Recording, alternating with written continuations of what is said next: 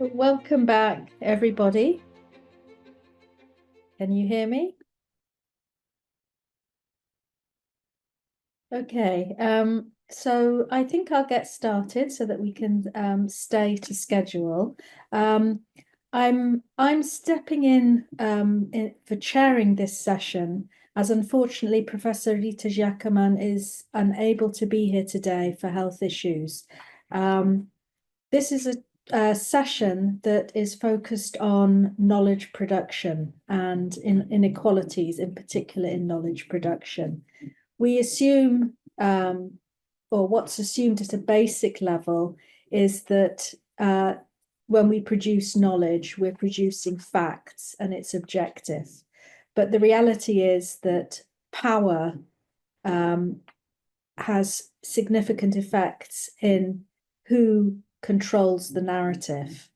And also in terms of when there are collaborations, power also plays a significant effect.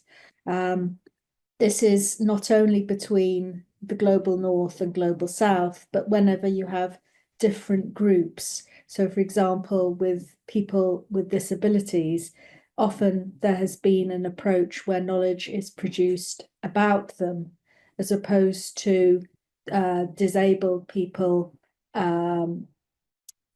taking a lead or co-constructing knowledge about them and of issues pertaining to disability. So this panel will explore some of these dynamics, in particular with a focus on Palestine. And we start off with Dr. Rula Ghanndour from Birzeit. I'm not sure if Rula is with us. Excuse me, actually, Rula is not, yeah, she's not online, even not among the attendees. Okay, so if she's able to join at a later point, we will insert her into the program. But in that case, I will start with Dr. Suzan Mitwalli, also from Birzeit University. Suzan is an academic researcher at the Institute of Community and Public Health, and her main interests are in mental health, and she's worked for many years on intervention research with community-based rehabilitation organisation. She's experienced in both quantitative and qualitative research and community-based interventions. She'll be discussing community and participatory research approaches to education among young people with disabilities living under occupation. Welcome, Suzan. Hi, everyone. I'm happy to be here today. And I will be presenting on the participatory research approach to education among young people with disabilities living under occupation. The focus of my research, my presentation will be on the approach of the research, the participatory action research, and reflections. I will also focus on the reflections of us as researchers and our co-researchers, the participatory action group. Why we decided to target young people with disabilities? First of all, because research about this group, young people with disabilities, is lacking, especially on how they themselves experience and see their situation.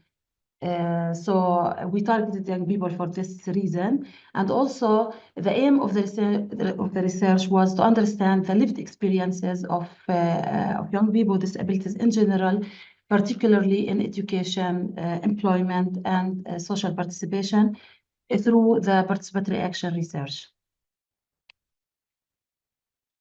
Okay, so as I mentioned, we worked closely with a group of young people with disabilities in a Palestinian refugee camp.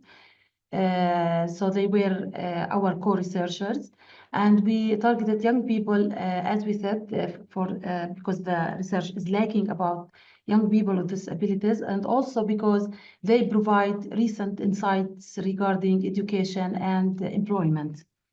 And why we selected refugee camp, Palestinian refugee camp, because Palestinian refugee camps are, and as you also see these days, are more exposed to direct Israeli military violence, and they may have higher share of people with disabilities due to the direct and indirect Israeli occupation violence.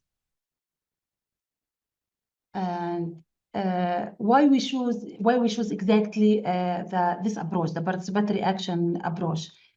There are many reasons why we decided to work with participatory action research.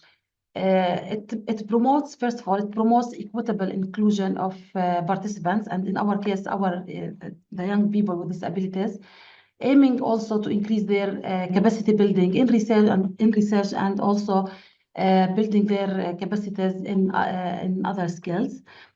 And the active participation of research people throughout the various, in our case, of course, the young people with disabilities in the various phases of the study, beginning with data collection, analysis, and co-production of outputs, and also dissemination.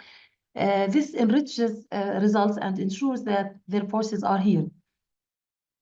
And also, this approach contributes to producing more relevant evidence needed to influence disability policies, because they were an essential part of the research as co-researchers, and also in the same time, at the same time, it enables us as researchers to gain insights on the needs and capabilities and experiences and the lived experiences of young people with disabilities.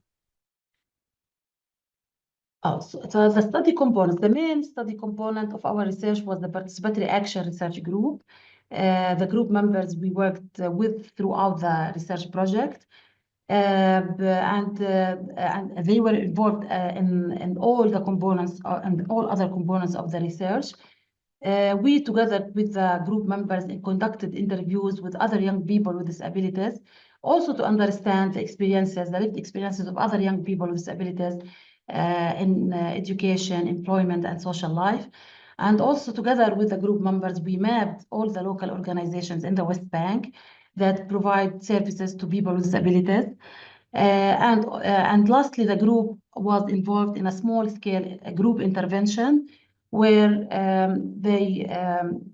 they tried to convey their messages and demands to both a community and also policymakers. So now I will talk more about how we recruited our co-researchers, the young people with disabilities. We first met with a community organization in the refugee camp where we recruited our participants.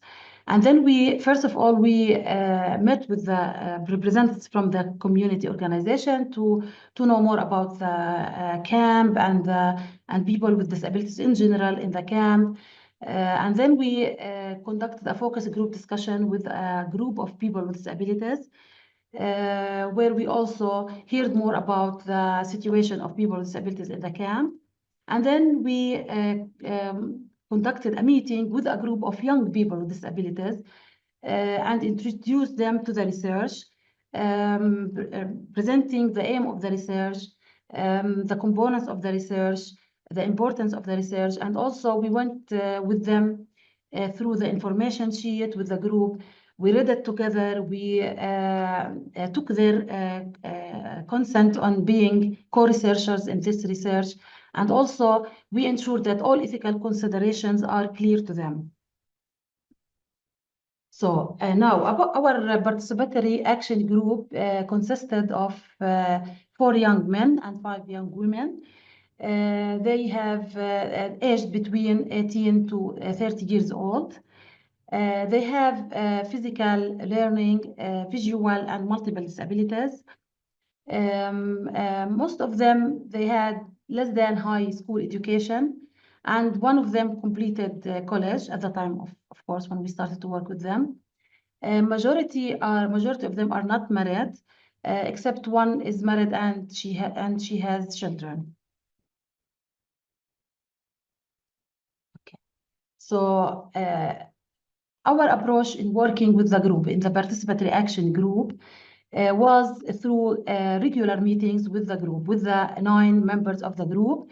First, we started to meet in the community center in the refugee camp, and then we moved to meet at the institute when we felt, and they also pronounced that they felt more comfortable at the university. So we started to meet, and we continued to meet at the institute. First meetings of working with this participatory group focused on forming the group, because we know that to work with the group, we need also, first of all, to work on the group itself. So we built through building relationships with the group and emphasizing that the rules that they develop themselves are clear, and they also stick to these rules because they developed these rules themselves, as like for example, confidentiality, trust between each other and between us and them, and also respecting each other. And throughout the process, throughout all the meetings with them, we try to make sure that all members have the opportunity to participate in their ways. We tried to make the process comfortable to all members by encouraging all members to participate in the way they found appropriate to them. We reminded the group members to commit to the group's rules to make the process smoother, and also several meetings with the group. We conducted several meetings. First of all, when we started to work with them and we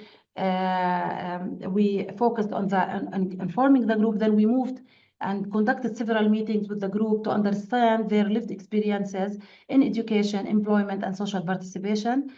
And when we worked on this, we moved to the rest of the research components.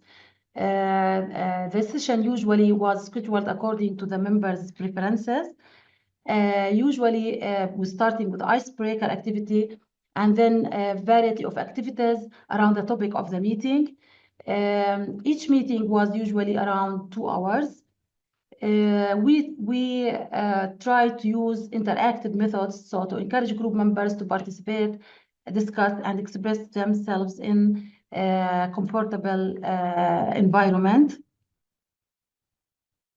And now I will talk more about how we worked with the group members on developing the interview guide, where they were the main interviewers and we were supporting them as co-interviewers. So we, first of all, before developing the interview guide, we introduced the group to an overview of the basic of academic research steps. And then we co-developed with them an interview guide and framed a set of questions for interviews with other young people with disabilities. We conducted together some sessions to pilot the questions through role plays. So they were trying the questions on themselves. And also we trained the group members on interviewing skills and ethics of conducting interviews, making sure that they, through the role plays, they apply the ethics of conducting interviews. Also, so as I said, also that group members, they were the main interviewers, and we supported them as co-interviewers. The second component of our research with the group members was the directory that we, together with the group members, produced, and it's available in Arabic. It's a directory for all organizations that provide all kinds of services to people with disabilities, health, education, and other social and rehabilitation services.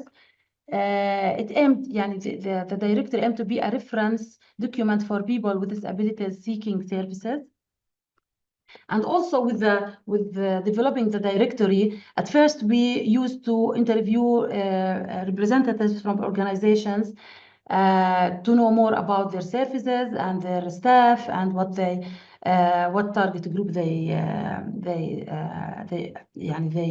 work with. So the group members, they took the role of main interviewers, and we were co-interviewers with them. And at the end, as I said, we co-produced a directory of all organizations that provide services to people with disabilities. And now I will talk more now about the group intervention that the group members were involved in. So in preparation for this group intervention and also to respond to the psychosocial needs of the group members that they asked us for. So they asked us, they pronounced it clearly that they need psychosocial need. So we hired a professional counselor who is also specialized in art therapy, and she co-facilitated with us some group meetings. She worked with them gradually on building the group members' self-esteem and also self-confidence, and she helped them to discover their capabilities. This was necessary for us and for them also to together to prepare them to think about and develop the group intervention. So what was the group intervention? Group intervention we worked on with the group members was a drama sketch day using hand puppets. They decided after a couple of meetings and discussions about what kind of intervention they want to conduct, and they selected a drama sketch also because the art therapist who was with us used the drama with them on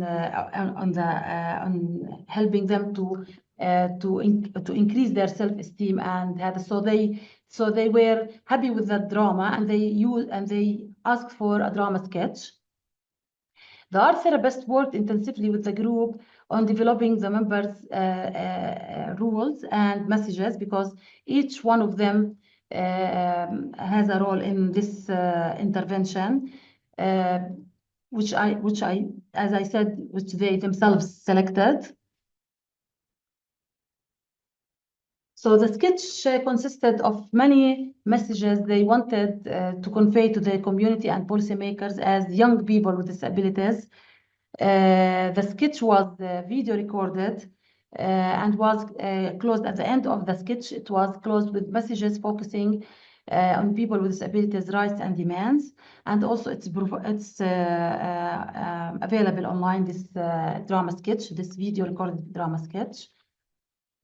And we submitted an academic paper based on their reflections and our reflections about the journey of working with the participatory action group. The paper focused on the bar process itself. It's about the process rather than about their experiences in education. And because another paper, hopefully another paper will be, we will write another paper about the experiences. But at this stage, we focused on the process itself and the group's reflections on all aspects of the study, in addition to our reflections as researchers and lessons learned. So the group members, they were committed to the sessions, and the trust developed between us and the group members. It's facilitated the active participation of the group members. Without trust, you can't never work with the group members on the research. And some members also viewed sessions as an opportunity to get out of their houses, especially for those young women who spend most of their time at home. And members also, group members view the group sessions as a chance to share their experiences and gain also insights from each other in a respectful and safe space. And even though they were from the same camp, many of them, they don't know about each other experiences. And also, they view our discussions as a chance to speak openly without concerns for violating confidentiality. And also, they were very creative in coming up with solutions to make them more comfortable in conducting the interviews with other young people with disabilities. And this is their reflections that the experience of co-interviewing other young people with disabilities contributed to increasing their self-confidence. They also learned about themselves and their abilities, in addition also to learning about others' experiences, other young people with disabilities experiences. And the group members were regularly consulted on the techniques they feel comfortable with during the sessions, which made them comfortable throughout the process. We use always in each session, we used to consult with them on the techniques that they like most and they feel comfortable with. So here are, I will read some quotations by the group members reflecting on their role as co-researchers. So for a young male group member with a physical disability, he said, "You comprehended and understood us.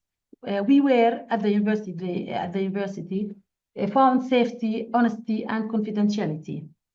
And a female group member with a learning disability, she stated, "Group meetings are an opportunity to meet people and feel good instead of staying bored at home." The same group member reflected on her role in interviewing, a young female group member with a visual disability also commenting on her role as a co-researcher. She said, "You helped us make our voices heard and talked about the difficulties we were afraid to discuss before without being criticized. I like the confidentiality here in the group and that we are all the same. We learn from each other's experiences, think, and let what is inside us go outside in a supportive environment." The same group member also reflected on her role in interviewing other young people with disabilities, and she added, "We got to know the experiences of other young people with disabilities and what difficulties they face, what helped them, how some reached their aims and dreams, and how they depended on themselves." An interviewing experience also, another female group member with a young female group member with a physical disability, she said, "I knew we could meet other young people with disabilities, but I was worried since it was my first time interviewing somebody. I have never done something like this before. However, when someone she meant from the university research team is with me, I feel encouraged." Another male group member with a physical disability, he added, "It's good to know others' experiences, and I realized that a person with a disability can do anything even if he or she has a disability, and however has desires, should not give up in life." I will end with quotation for these quotations, reflecting on the drama sketch they performed. A male group member with a physical disability, he said, "It was a joy for me to participate in the sketch, and I felt that the hand puppet was talking on behalf of us and conveying our message. I think this kind of work can reach people quicker." Another male group member with a physical disability, he said, "I felt comfortable acting through the hand puppet instead of showing my face, and I was encouraged and able to express myself through it." Now the last part of my presentation is about our reflections as researchers on the process and the participatory action research with the young people with disabilities. So the experience of working with the participatory action group is really unique and includes mutual learning and reflection throughout the process. So we were learning from each other. And also we needed to use several group facilitation strategies and communication skills to be able to respond to the group diversity, and to include also, to try as much as we could to include all members in the discussions. And also we tried to keep the co-researchers comfortable throughout the process, through ongoing consultation, as I mentioned, making sure to consider all the suggestions, even if changes to the plan are needed. And this also happened because we changed in the plan based on their reflections, on their suggestions, and more time sometimes was needed. So the journey was not always smooth.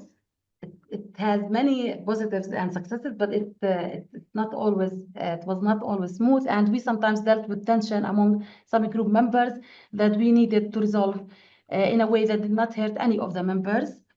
And the input of the counselor was good in this issue. And we sometimes needed extra energy, time, and effort to work effectively with the group. And also, although the BARB approach is more challenging than the traditional research approaches, but it helps to increase the validity and quality of the produced data due to equitable and shared nature of knowledge production.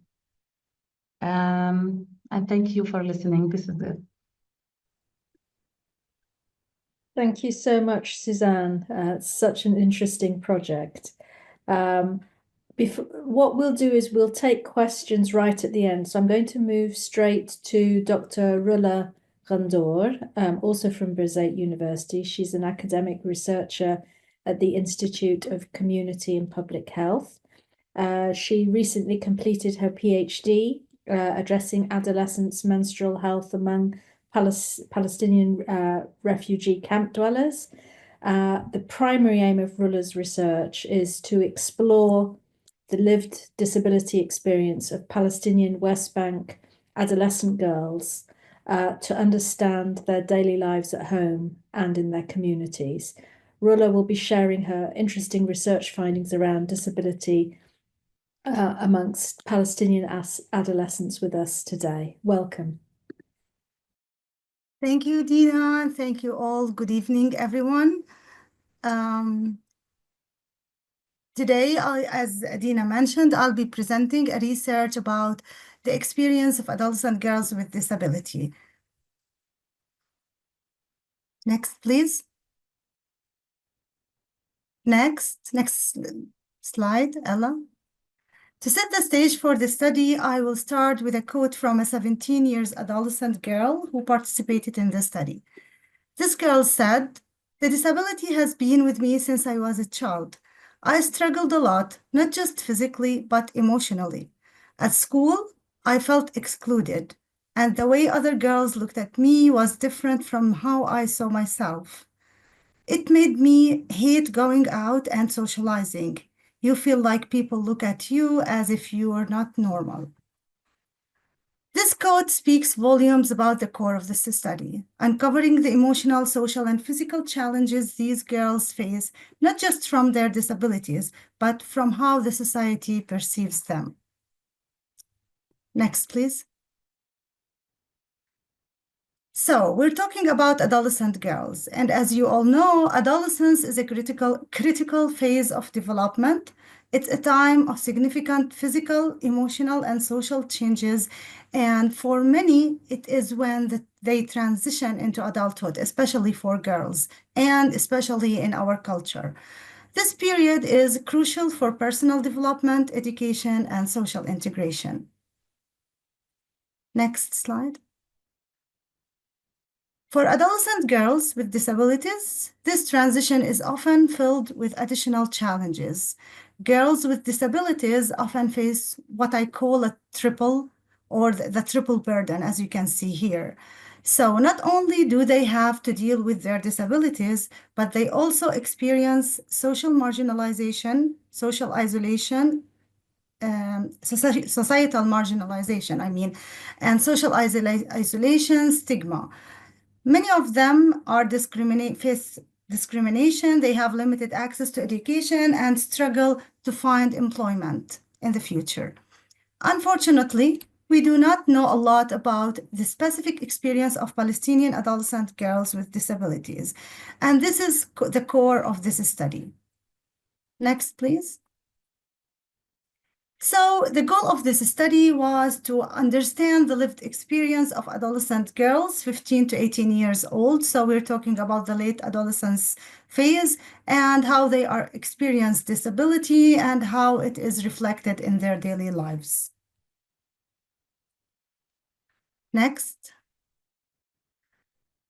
To achieve this objective, I conducted a qualitative study using 17 in-depth interviews. The girls were aged from 15 to 24, and there's a reason why we expanded the age group here, because when we did the interviews, we discovered that to know more about their experiences and how it is reflected in their daily lives, it is important to know what will happen to them after the age of 18. And this just came out through the research process. So we expanded the age group. And so we aim to understand their lived experience with these 17 in-depth interviews. Also, in some interviews, I interviewed the mothers because the information I got was not enough to understand the lived experience, especially when the girls had some problems in communication.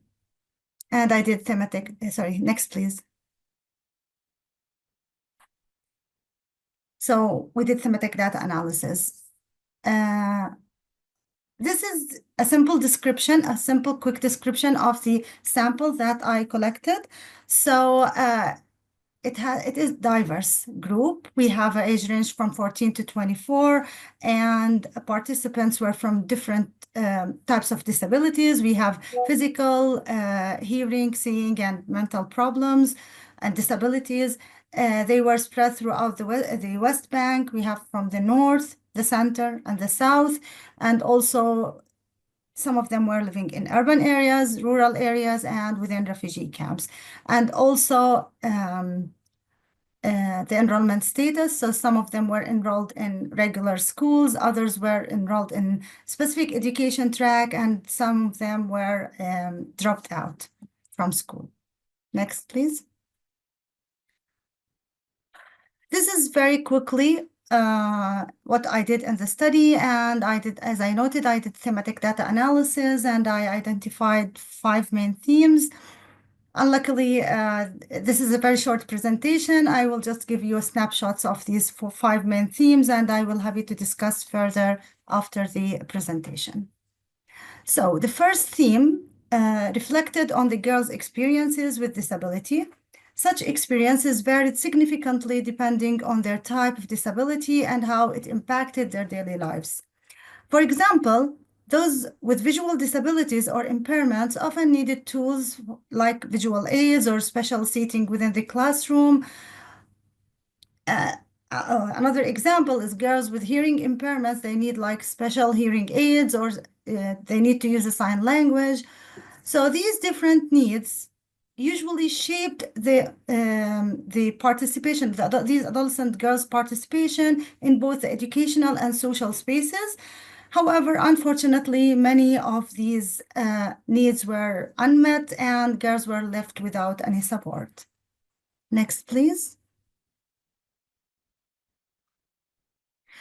The second theme revolves around identity, inclusion, and psychological well-being. The participating girls often navigated their identities cautiously, feeling that they were different from their peers.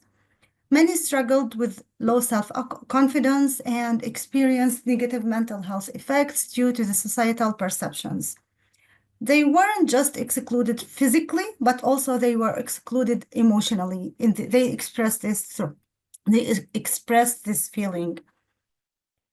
They frequently spoke about how societal perceptions and stereotyping deeply affected their self-confidence. For example, one of the girls expressed that the way people looked at her disability made her feel like it was somehow her fault, something she should be responsible for.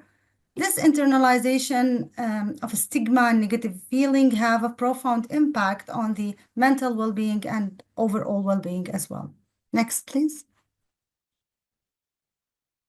The third theme was related to communication, where communication played a significant role in their experiences. Many of the girls struggled with effective communication, whether within their families, peers, or at schools, and also in the general community. However, the type of communication usually varied by type of disability, but in general, girls tend to have good communication and relationships with their family members, the parents and the siblings, with some small exceptions. With their peers, they tend to select their peers to be with disabilities. So they feel more comfortable having someone who share their experience of being stereotyped by the community or stigmatized or marginalized. So they feel that like this is a shared experience, and this was very clear from the adolescent girls' expressions. At the school level, usually girls reflected on a weak communication with their teachers, with some exceptions. And usually these exceptions was based on the teacher being able to understand the needs of these adolescent girls with disabilities and to accommodate to them. And finally, the relationship with the community was a major challenge where girls felt isolated and often preferred avoiding being integrated within the community. Next, please. The fourth theme about coping and support systems. So when it comes to coping, the girls had varying strategies. Some of them adopted positive coping strategies or mechanisms, relying on faith, resilience, self-acceptance. They usually talk to themselves, that trying to convince themselves that this is normal, I'm strong and I can do it. Other girls, however, fell into negative coping patterns. They tend to isolate themselves from the community, avoiding being integrated, avoiding participating in activities, and in some very rare cases, they tend to harm themselves. However, there's an important point here is that when a support system was available, the girls tend to have more positive coping strategies. So having a support system was crucial, determining which path they took. Next, please. And this brings me to the final theme, which is the needs of these girls. Across all interviews, the girls expressed a strong need for better support systems, especially in education.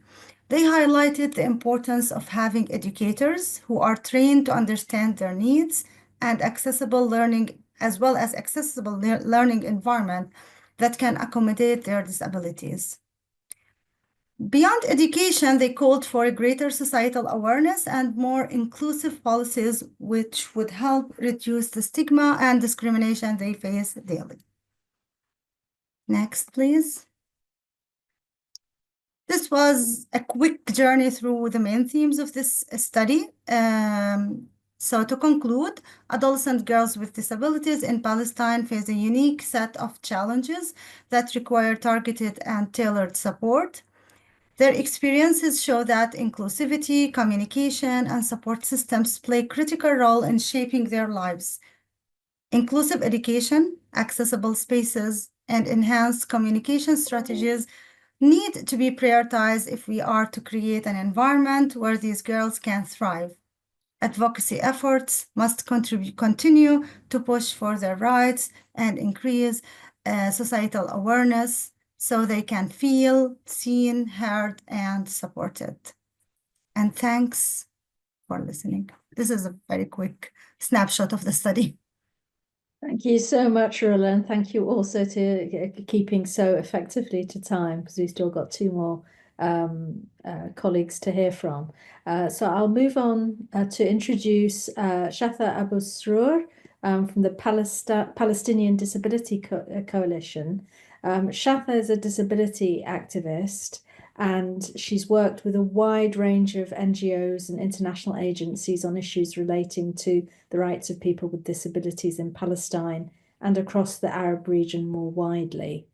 Her goal is to contribute towards fostering her country's freedom and inclusive development at the human, social, cultural, and policy levels.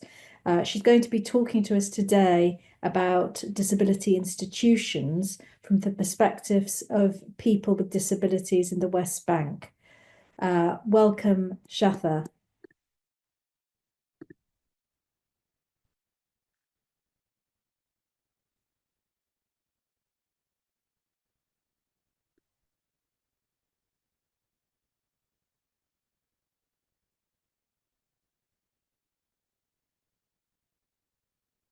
Shatha, are you able to connect?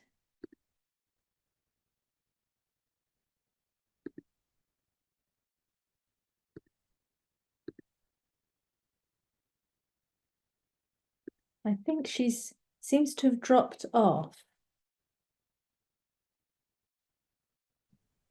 I think she's trying, Dina, but it might be best moving to Hamzeh. Okay, so we'll move to Hamzeh and then hopefully be able to come back to Shatha.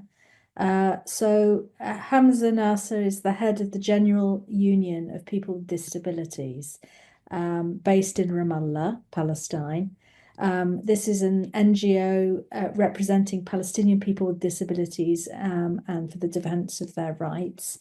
Today, Hamzeh is going to share some of the challenges he and colleagues have faced in operating a union of people with disabilities in Palestine during recent times. Welcome, Hamzeh. Assalamu alaikum. Good morning, good afternoon. My name is Hamzeh Naser from the General Union of People with Disabilities in Ramallah and Beira. I would like today to talk about the union, the General Union of People with Disabilities. The union was established in 1991. The union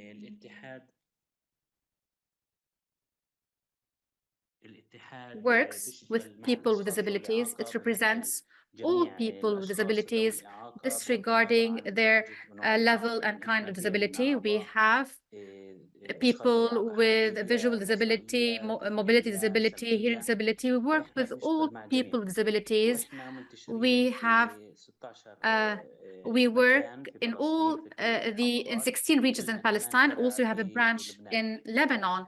Our objective is to empower people with disabilities in order to be aware of their rights, how to ask for their rights and advocate for their rights. And we also follow up with the laws and legislations issued by Palestine, so as to make sure that these laws cater to the needs of people with disabilities and cater to the rights.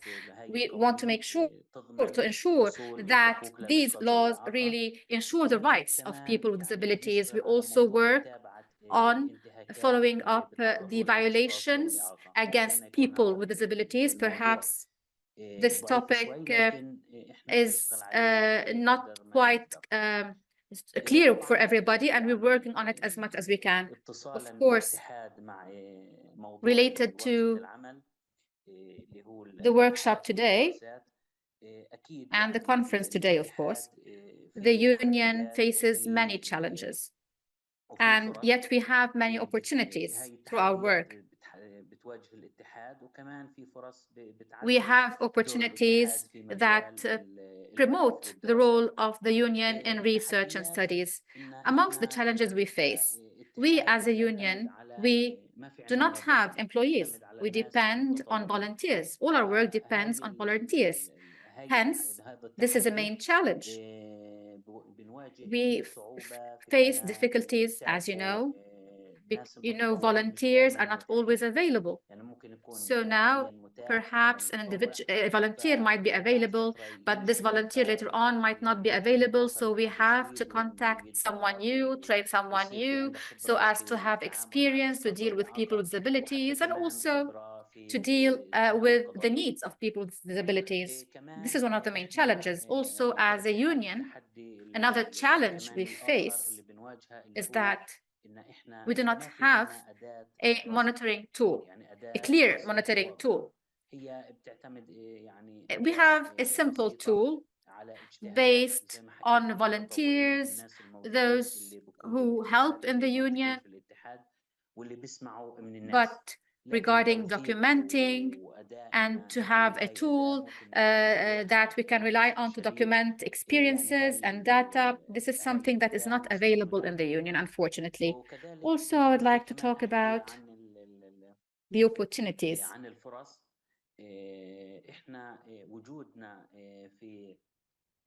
Our presence in the different areas of Palestine, regions of Palestine, and the access of people with disabilities to us is an opportunity. Why?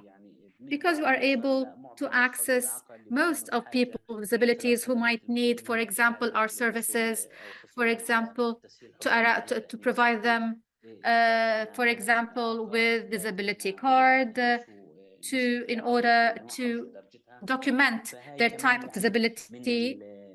And this is one of the opportunities that promote the role of the union and the ability of the union to reach different people with disabilities. And this provides us also with information, even if slight information, in order to assist a large number of people with disabilities. And this allows us in participation with different institutions, with different organizations that work on research, that work on studies on people with disabilities. This also allows us to provide researchers, to provide institutions and think tanks with information to access people with disabilities and assist them in interviews and filling applications in order to enrich their research and in order to help them in their interviews. So this is also an opportunity that we can provide as a union, i.e. we can, through the union, can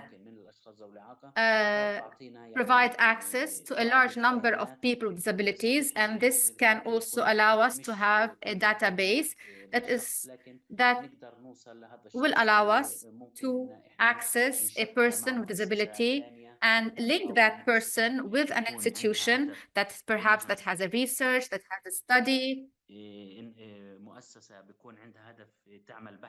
And this way, both the institution and the persons, we can link the institution with the person with disability to provide them with the information and data they need also.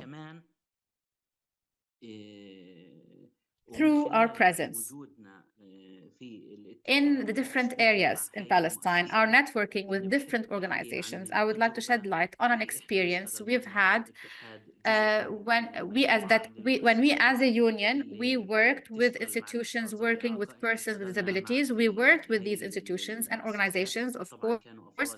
We had persons delegated from these institutions. We worked with Birzeit University.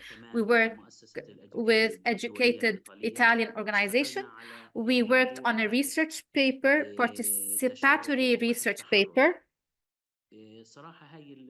It was a great opportunity for us as a union to work on this project. We worked for an entire year. We as people with disabilities worked with these organizations. We received training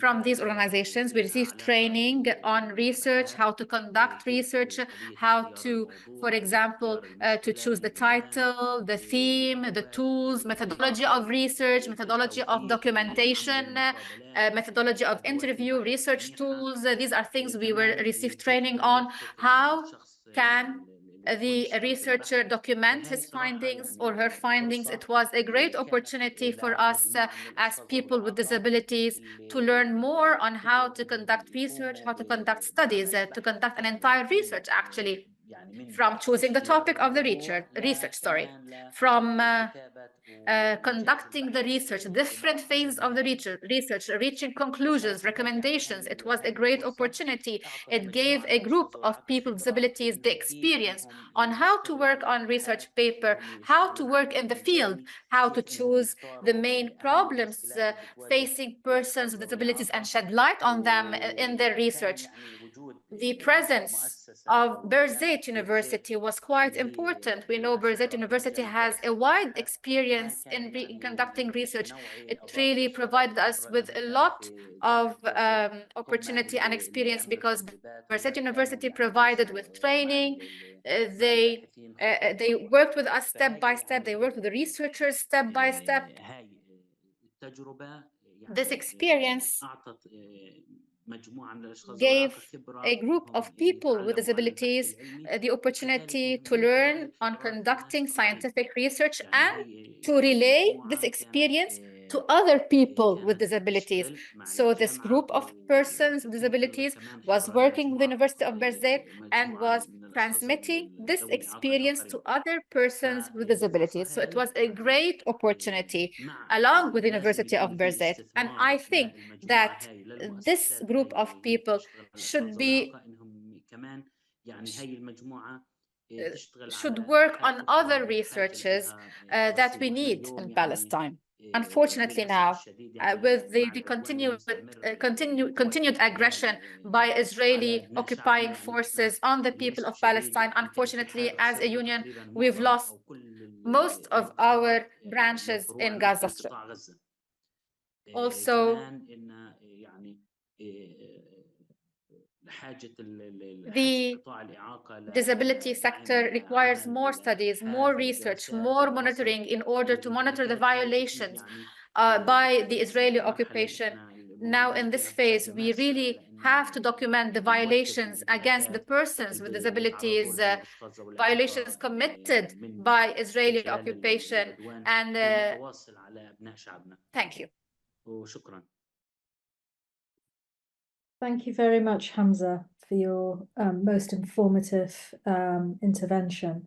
I'll now come to Shatha Abu Srour, who is a disability activist, and she is going to be talking about disability institutions from the perspective of people with disabilities in the West Bank. Thank you very much, Shatha. Please go ahead. Can you hear me properly? Yes. Good afternoon, everyone. Good morning. I'm sorry, I cannot turn my camera on. My name is Shatha Abu Srour. I represent the Palestinian Disability Coalition. I would like to thank you for inviting me to take part in this conference. Also, I would like to extend my thanks to my friends and colleagues in Gaza who are taking every opportunity to relay their voice despite the harsh situation they are facing during this genocide in Gaza today. I would like to start talking about the models that we have in Palestine, specifically in the West Bank. And I will try as well to talk about the model in Gaza. Among the models is the Palestinian Disability Coalition, which is made up of institutions who work on advocacy and disability rights, and as well as activists who are people with disabilities. We're trying to contribute in promoting the rights of persons with disabilities.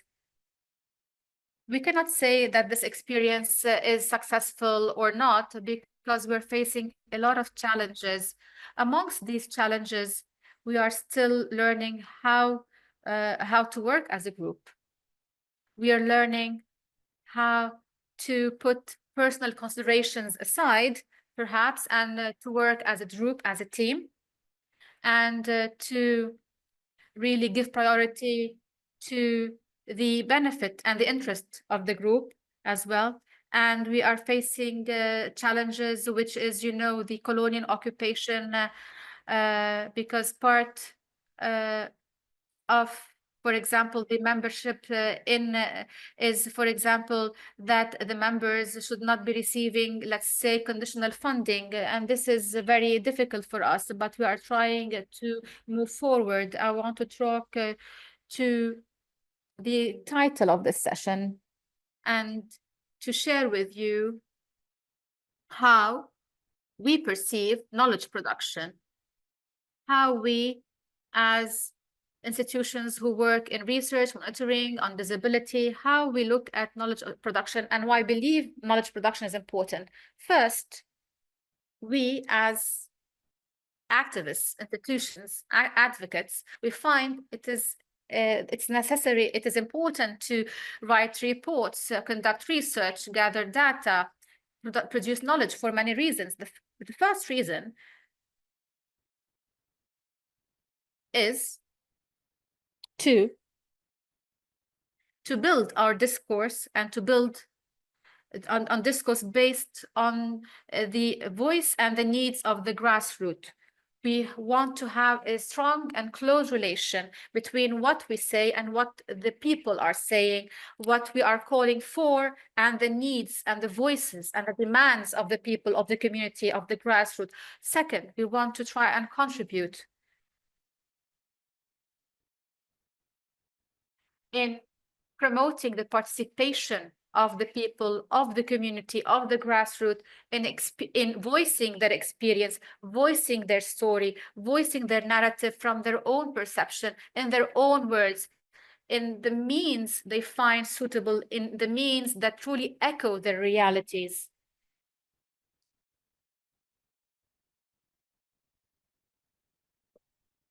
Also, we find that when we do that, we would be combating colonialism and the different forms of colonialism that try to mute the voices of the people, to silence the people. So when provide an opportunity for the people to voice their stories, we would be combating this colonial power that is aiming at silencing the people and not allowing them to express their challenges, to express their needs and demands in their own voices. Of course, I would like to share with you some of the challenges. First, the challenges related on the political sphere and on the colonial Zionist system. When we try to work on knowledge production, on research, on data collection or collection of testimonies and monitoring, among the challenges that we face, challenges related to accessing people, having access to people and to communities. Because there are many regions, as you know, are facing vast military attacks, also in the West Bank, like the North, Jenin and Tulkarem, for example. Some areas are threatened by evacuation, and they are surrounded by settlers and settlements, and the settlers attempt to make the lives of people difficult in these regions. Also, these regions are dangerous, and it is very dangerous for us to access them. So it is very hard for us to monitor the displaced individual, where did they go, and also to see who amongst them are persons with disabilities. So hence, we have challenges related to accessibility. When there is a people that is facing colonial powers, settlement and displacement, sometimes we want to see how knowledge production could be a priority for these people. The people should be part and parcel in developing knowledge production and taking part in research work. So many people, when do not have their basic needs for livelihood, so there is a big question mark on how much research and knowledge production would be a priority for these people who are facing these hardships and challenges. Some people are afraid to take part in research, are afraid to give their testimonies because they believe that this might target them, that this might be a threat to their lives, because many people have been detained, have been imprisoned. People are afraid of being targeted by the Israeli occupation forces in one way or another.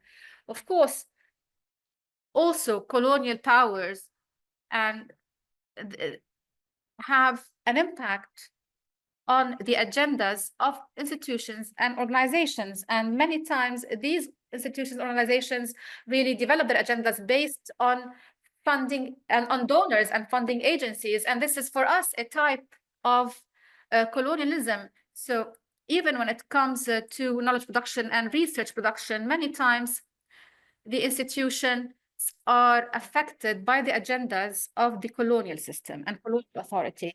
With regards to challenges related to institutional challenges now, we're going to talk about institutional challenges. Many institutions consider research as not as a priority. They believe providing services, working on services, advocacy, and others are more important to them than research and conducting research. Of course, there is, of course, another part related to a lack of resources and the funding resources. Many times, also do not have enough staff or skilled staff to conduct the research, the lack of coordination between organizations that work on disability and academic research. We do not have clear coordination that allow these institutions or that allow Palestine to have an experience or a mature experience in the field of research work.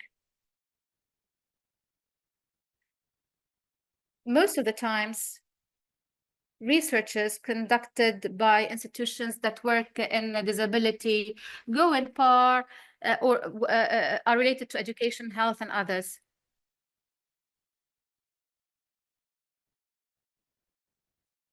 I have discovered truly in November that we have a lack, we do not know how to, let's say, link disability between, for example, the right of people with disabilities and human rights, and to say, for example, like what's going on in Gaza is actually a genocide. I felt that we are able to work more in linking disability with human rights, especially vis-a-vis the colonial practices in Palestine, because we know that the occupation force aims at increasing the number of persons with disabilities in Palestine, and the occupation forces is the occupation force is trying to make disability as a stigma in Palestine. Also, genocide, amongst its definition, is to impose spiritual and physical harm on a group of people.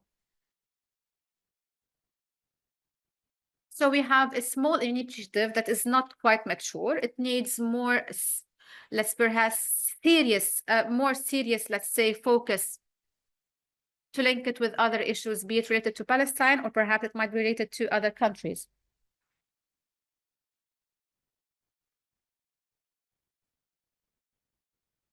I would like to shed light on issues related to participation, which is the participation of persons with disabilities in research works and knowledge production, because we are working on research. It's very hard to link the expectations of the people who are deploying or exerting effort to make sure that people really do understand what we mean by research and what do we mean by knowledge production. But unfortunately, persons view these efforts as not catering to their needs. Excuse me, Shatha, if you could try to wrap up in the next couple of minutes, just because we're running over a little bit. Thank you. Thank you.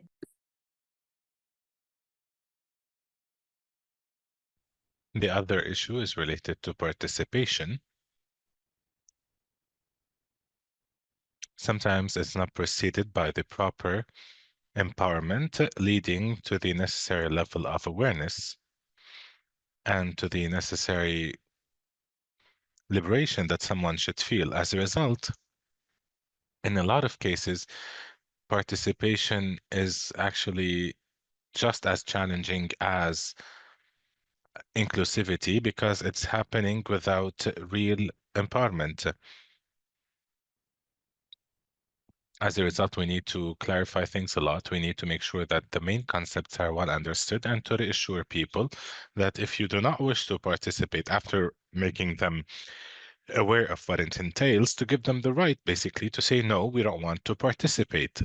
Sometimes there are also challenges related to the lack of communication experts for people who suffer from educational or learning difficulties.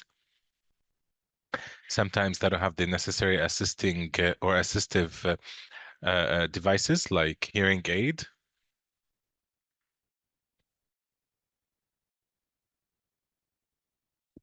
And lastly, there is extra effort that needs to be done by organizations related to their rights in order to rebuild trust between these organizations and these individuals, because this requires a greater effort by the different organizations representing people with disability. and to ensure that people are full-fledged partners. And in order to have a interactive society, we need to rebuild confidence. Thank you.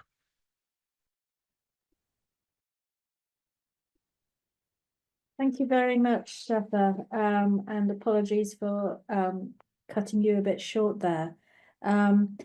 We're running slightly over. There are a couple of questions. I think one of them is an informational question, and perhaps Ingrid is asking about a list of local organisations for people with disabilities, and perhaps the panel members can share that. There's one question from Naser to Dr. Suzan Mitwalli, which is asking about the dynamics really within the group when you've got quite different types of disability. I don't know, Suzan, if you could quickly comment on that. So the question, the difficulties with the diversity. This is how I understand.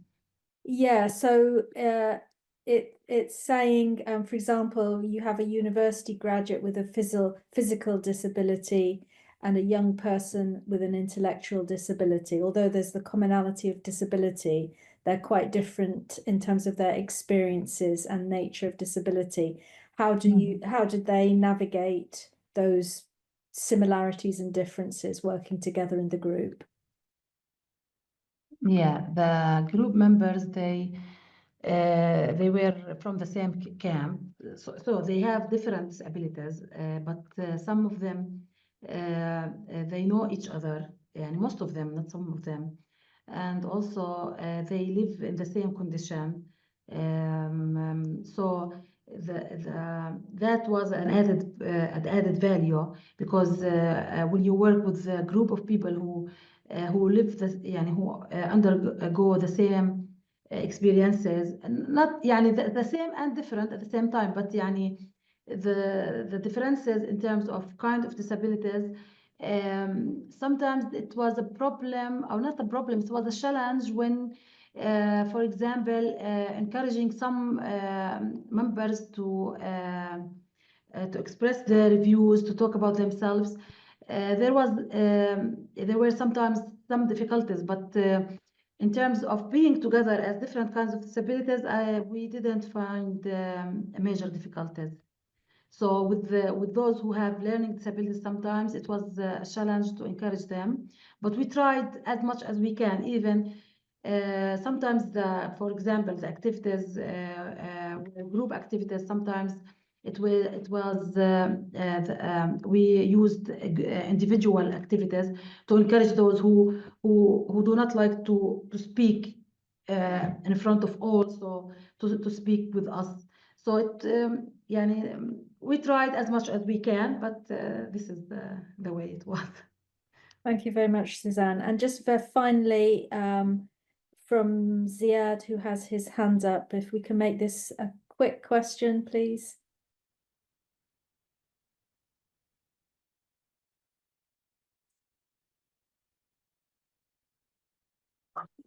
Good afternoon. Good afternoon, everybody. I just have a comment, not a question. I would like to point out the necessity of first aid knowledge production from persons with disabilities themselves. I have a quite a good experience in the last few years with Educate project that nothing about us without us. And we would like to point out that we have to confront with our narrative, with our knowledge, with our information, the occupation, the Israeli occupation first from the beginning. As persons with disabilities, we experienced the broken bones policy in the first Intifada 1987, and how the Israeli Minister of War at that time, Ishaq Rabini, created the policy which is called broken bone policies to disabled youth and young people in order to prevent them from participating in the Intifada, and also to make them kind of a good example, in his opinion, for other people so they don't participate.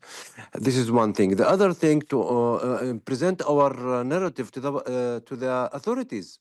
whether Palestinian government or banks or whatever companies or institutions, that they are developing policies and regulations. They are against the will and against the benefit of persons with disabilities, such as the banking kind of processes. They deprive persons with disabilities from cards and from credit cards and from checks, checkbox and all these things. Also, we want the narrative of ourselves to be in the benefit of our colleagues, our peers who have disabilities, as they don't know the disabling conditions such as legislations, institutional barriers, physical barriers, and social barriers are the disabling conditions, not the fact that a person has an impairment, which is very important. It helped thousands of persons with disabilities to jump from understanding that the problem is within their body or their senses or their whatever, into to convert and to direct their work against the barriers, the physical barriers, the social barriers, and the institutional barriers such as legislation. So when persons with disabilities understand this notion or this knowledge very well, they become more empowered in order to defend themselves and to defend their rights and to become proactive against the obstacles and against the causes of these obstacles. And then we can talk about a disability rights movement more than anything else.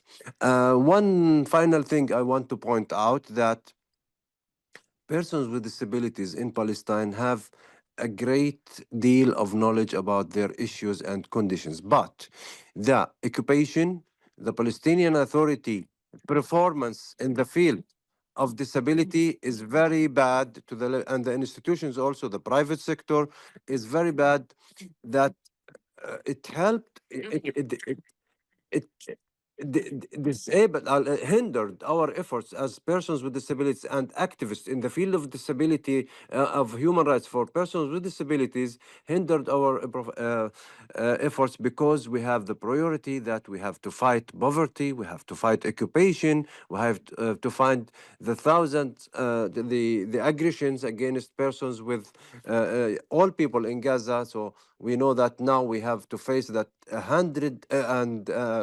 15 to 20,000 persons with young people, children, and men and women become amputees, and thousands others lost their hearing aids, lost their equipments, lost everything.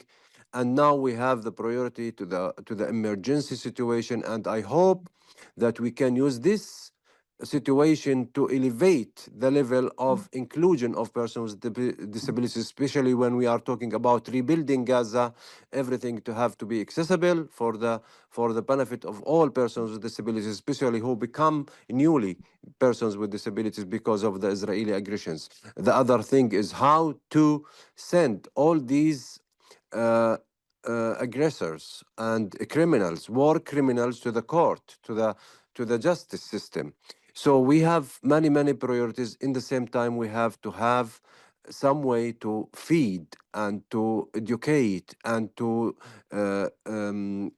provide not only mental health services and health services in general for persons with disabilities and their families, as Layla talked in the morning about the trauma treatment. It's very important now to join our efforts as institutions, as activists, in order to become more closer to achieve inclusion in everything and to achieve at least a level of satisfaction for persons with disabilities. Thank you. Thank you, Ziad.